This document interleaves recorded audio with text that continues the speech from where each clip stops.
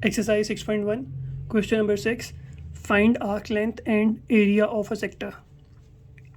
Part 1 है r equals to 6 centimeter and central angle theta.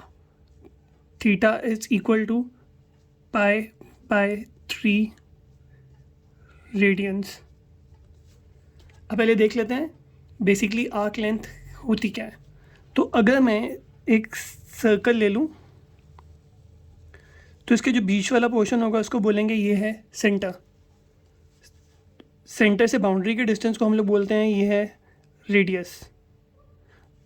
एक और अगर मैं रेडियस ड्रॉ करूँ तो ये आ जाएगा रेडियस, जो कि इक्वल होंगे. तो ये जो पोर्शन है इसको बोलते हैं सेक्टर, जो कि हम लोगों को फाइंड करना है एरिया ऑफ अ सेक्टर. और ये जो ऊपर वाला पोर्शन है इस पॉइंट से लेके इस पॉइंट तक इसको बोलते हैं लेंथ ऑफ आर्क. ये आर्क है और इसकी लेंथ. तो अगर मैं सेक्टर को ड्रॉ करूं तो ये बन जाएगा ऐसे. ये रेडियस होएगा, ये इसके बीच में जो एंगल आएगा इसको बोलेंगे ये है थीटा.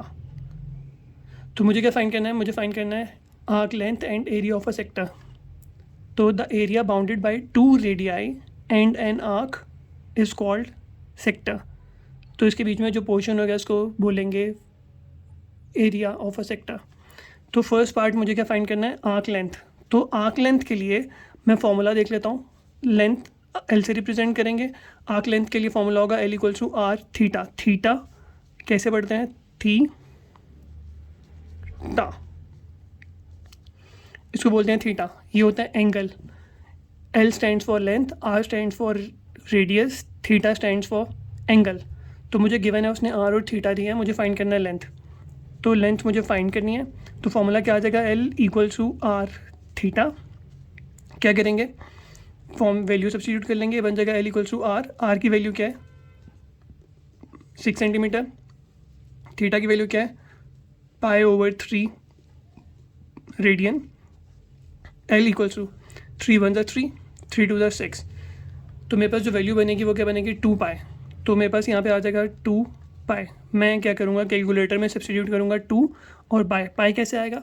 शिफ्ट दबा के एक्सपोनेंट. एक्सपोनेंट सबसे नीचे वाली जो लाइन होती है उसमें जो थर्ड बटन मतलब जो मिड बटन होता है उसको प्रेस करेंगे एक्सपोनेंट वाले बटन को. तो मतलब शिफ्ट दबा के अगर मैं इंटू रेज टू पावर 10 वाला बटन या फिर एक्सपोनेंट जिसको बोलते हैं उस बटन को प्रेस करूँगा तो वो पाई आ जाएगा.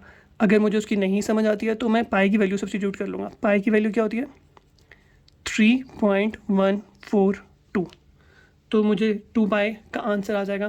कैलकुलेटर में सब्स्टिट्यूट करूँगा 2 इंटू 3.142 या फिर 2 पाई पुट करूँगा तो वो मुझे आंसर देगा 6.28. क्योंकि मेरी रेडियस की यूनिट सेंटीमीटर थी तो मेरी जो लेंथ की यूनिट आएगी वो भी आएगी सेंटीमीटर में. ठीक है, फिर देख लेते हैं. फर्स्ट पार्ट हो गया लेंथ. अब सेकंड फाइंड करते हैं एरिया. तो एरिया क्या फॉर्मूला क्या होएगा? For area. यहाँ पे हम लोगों ने फाइंड किया था फॉर लेंथ.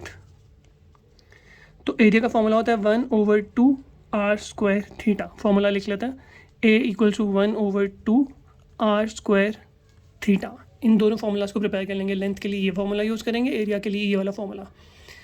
तो ये बन जाएगा A equal to 1/2 R square theta. A as it is आ गया 1/2 आर स्क्वायर. आर की वैल्यू क्या है मेरे पास? 6 सेंटीमीटर का स्क्वायर. फिर थीटा एंगल था पाई ओवर 3. तो स्क्वायर को ओपन कर लेते हैं. बन जाएगा 1/2 36 centimetre square into pi over 3. Cutting कर लेंगे या कैलकुलेटर में वैल्यू सब्स्टिट्यूट करेंगे. 2 1 2, 2 18 36, 3 1 3, 3 6. फिर वही मेरे पास बन गया 6 पाई. एरिया आता है सेंटीमीटर स्क्वायर में तो मैं उसके साथ पुट कर दूंगा सेंटीमीटर स्क्वायर. जब भी मेरी लेंथ की वैल्यू आएगी वो मीटर में आएगी या सेंटीमीटर में आएगी. जब भी मेरे पास एरिया की वैल्यू आएगी तो वो स्क्वायर में आएगी. अगर वो सेंटीमीटर में रेडियस की वैल्यू है तो वो सेंटीमीटर स्क्वायर. अगर रेडियस की वैल्यू मीटर में होती तो वो मीटर स्क्वायर बन जाता. तो ए इक्वल टू सेम वैसे ही 6 इंटू पाई. शिफ्ट दबा के एक्सपोनेंट प्रेस करेंगे पाई के लिए तो 6 मल्टीप्लाई बाय पाई या फिर पाई की वैल्यू पुट कर देंगे 3.142. तो ये बन जाएगा 6 इंटू पाई. ये बनेगा 18.85 सेंटीमीटर स्क्वायर. तो ये मेरा आंसर आ जाएगा.